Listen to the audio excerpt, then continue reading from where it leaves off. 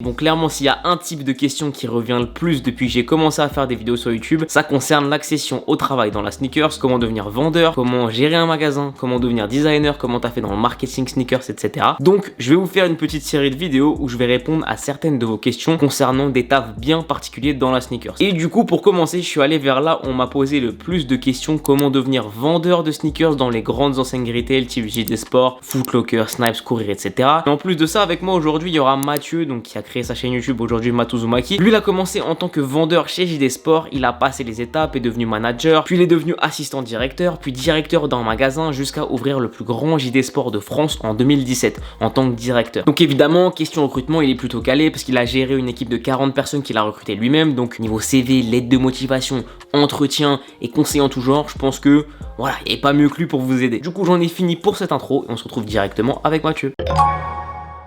Bon mon gars, aujourd'hui, on est là pour donner des conseils précieux. Je veux qu'après cette vidéo, il y en ait plein qui trouvent du taf. Vas-y, pas de soucis. Et je sais que tu peux nous donner des conseils où genre si on t'écoute, il n'y a pas de raison que ça marche pas. C'est pas sûr que vous allez avoir un taf, mais normalement vous allez maximiser au maximum vos chances de trouver un emploi, ou en tout cas de réussir votre entretien, ou sinon de déposer un CV pertinent pour avoir l'accès à un entretien. Donc c'est déjà très très cool. Ça met énormément de chance de leur côté, donc c'est cool. Moi j'ai quelques petites questions qui m'ont posé, qui reviennent souvent, que je vais te poser. Mais c'est déjà, est-ce qu'on peut être vendeur de sneakers dans un gros retailer avant 18 ans? Alors avant 18 ans c'est compliqué, parce qu'il y a des histoires d'assurance, etc. Même pour les stages, la plupart du temps ils vont demander des personnes majeures. Donc si vous avez moins de 18 ans, c'est quand même compliqué. Chez les gros retailers, après chez des indépendants c'est un peu plus jouable. On m'a souvent aussi demandé quelle est la meilleure technique et le moyen le plus efficace de déposer un CV et une lettre de motivation.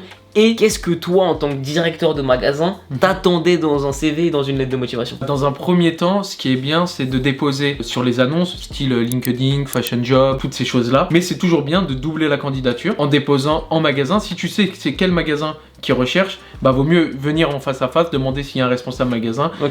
Comme ça, c'est plus pertinent parce que la personne, elle va te voir directement. Peut-être qu'elle va plus choisir le CV qu'elle a sous les yeux avec la personne qu'elle a sous les yeux que quelque chose où elle va devoir trier, etc. Et du coup, toi, pour toi, c'est quoi ce qu'il faut mettre dans un CV impérativement et dans une lettre de motif? Alors, ce qu'il faut savoir dans un premier temps, en moyenne, les personnes, quand elles ont un CV sur une plateforme, une multitude de CV sur une plateforme, ou aussi des CV en papier, en physique, elles vont mettre 40 secondes sur chaque CV. Si le CV leur plaît et qu'ils le trouvent pertinent, ils vont mettre 1 minute 40 en moyenne à t'appeler. Moi, ce que je vous conseille, c'est d'être pertinent au maximum sur votre CV et sur votre lettre de motivation. Essayez d'être accrocheur, essayez de vous mettre en valeur le plus possible. Dans un premier temps, quoi qu'il arrive, vaut mieux se vendre parce que vous êtes votre propre produit, carrément, vu que vous recherchez un emploi. Et moi, je vais même insister sur un truc parce que du coup, quand moi je postulais pour être vendeur et que Mathieu m'a recruté, ce qu'il faut que la personne qui va te recruter capte, c'est que tu vas lui apporter du soutien à l'équipe. T'es un élément fort pour l'équipe. En fait, je pense qu'il faut tourner la situation à ton avantage en mode je sais que je peux être un bon élément pour ton équipe et que je vais te venir en aide sur tel et tel point. Ouais, exactement. Après, ce qu'ils peuvent faire, c'est sur les CV, mettez votre expérience professionnelle, mettez aussi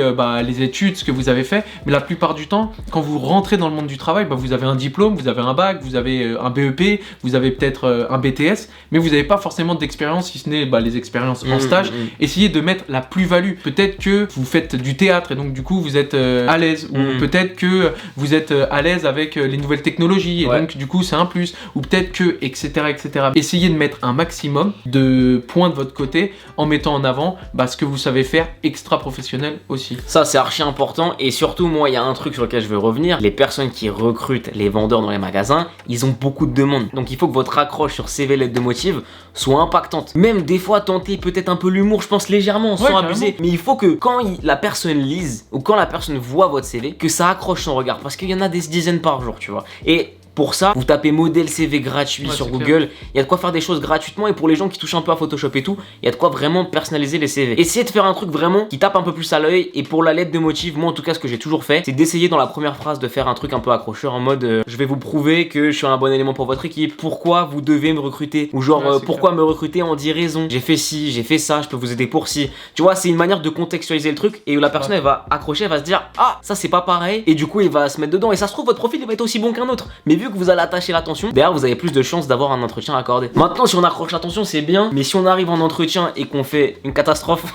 c'est pas le but, tu vois. Donc imagine demain, j'ai un JD Sport qui m'appelle, qui me dit j'ai un entretien pour un contrat étudiant. Qu'est-ce que tu vas conseiller pour faire en sorte de rien foirer? Le mieux, c'est déjà de se renseigner sur la société dans laquelle vous postulez, les valeurs de la société, l'histoire de la société, ce qu'ils vendent. En gros, ce qui est hyper important là-dedans, c'est comme par exemple quand tu vas travailler alors, dans la communication avec une agence de com, quand tu vas vers l'agence, tu présentes pas l'agence parce qu'ils se connaissent, mais tu montres que tu les connais. Et en gros, c'est pareil, tu vois. Genre, si je vais faire un entretien pour JD Sport, je vais pas vouloir leur montrer à tout prix que je connais l'entreprise, mais par contre, faut qu'ils sachent s'ils me posent une ou deux questions, genre ouais, tu sais en quelle année ça a été créé, tu sais globalement notre secteur, c'est le retail, j'en sais rien, des trucs comme ça. Que tu accordes un minimum d'importance à leur société et que tu t'es renseigné un minimum sur l'histoire de la société et sur ce qu'ils font, leur secteur d'activité. Mais tombez pas dans le piège de vouloir faire un exposé de la société parce que ça peut être long et barbant et ça peut faire perdre du temps, au contraire à montrer ce que vous pouvez mettre en avant. Tu vois. Exactement, faut juste le préparer au cas où si on vous pose certaines questions. Autre petit conseil, vous êtes dans le sportswear si vous allez postuler dans ce style de boutique là. Donc ne vous habillez pas en jogging non plus, mais ne vous habillez pas en costard cravate. Vous allez pas faire un entretien à la banque. Le mieux, c'est de mettre un petit jean, des petites baskets propres. Essayez de pas mettre des exclus de la société, donc vous ramenez pas en TN requin si vous allez chez JD Sport ou courir. C'est des petits trucs cons, mais ça montre que tu connais un petit peu, tu vois. Et c'est ça qui fera la diff, c'est des petits éléments comme ça. Et s'il y a un autre truc que moi j'ai à conseiller et que j'ai toujours appliqué, c'est que ce soit quand j'ai passé le permis, que ce soit quand j'ai passé un entretien avec Mathieu, même derrière pour ta fait en alternance en marketing digital, un peu partout, quand j'ai fait des entretiens, j'ai essayé d'amener la discussion, essayer d'échanger, parce que quand tu fais un échange, tu crées le lien et tu vois directement